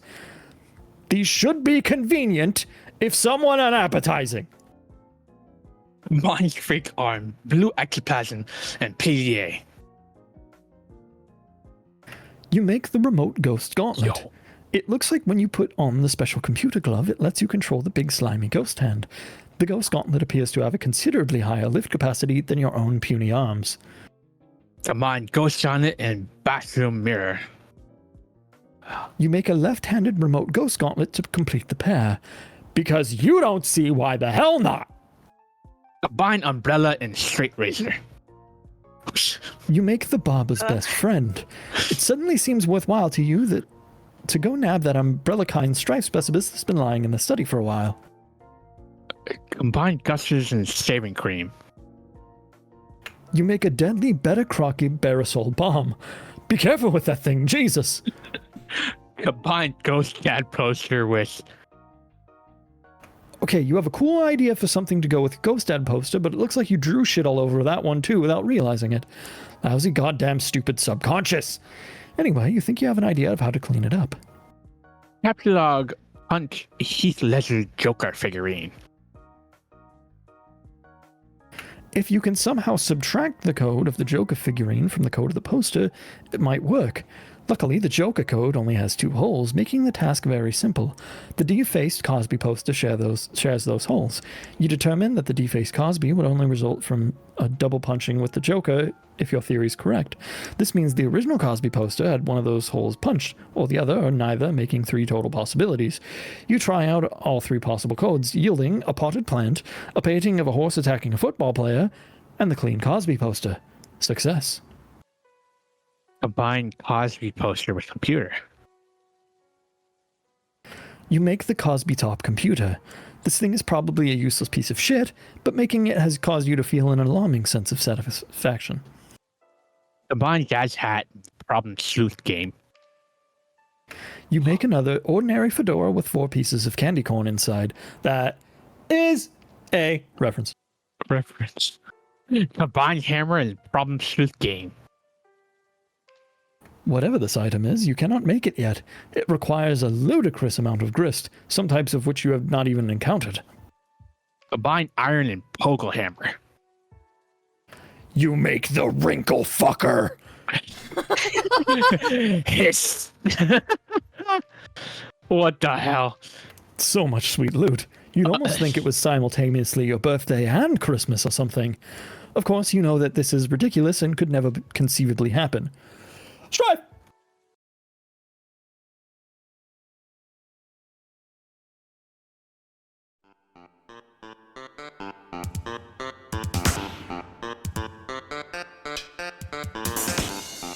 Final round.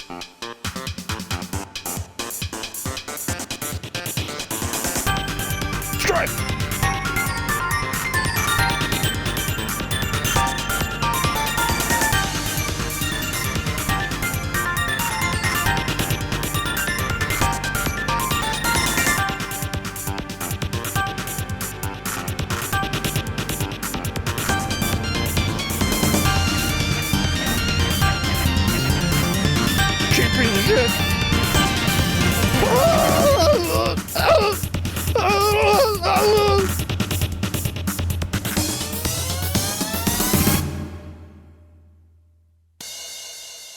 And there he goes. God, he's so cool. He's so sick. Oh, should Bro we just call kicked it? my ass. Or oh, Yes, we should. Actually, yes, this is a good place to stop. It is almost 7. all right, awesome. This is fun. Thank you so Yeah. much for joining, everyone. Thank you, Chuck. Thank you for having us. Yeah, Tech, let's go. Yeah. Thanks for having me. Yeah. All right. I know you only had 1 line, but you have a lot more coming, I swear. Yeah. Yeah. Yeah, you're in for the long haul, right? Sure. Yeah! Yeah, let's go. Yeah.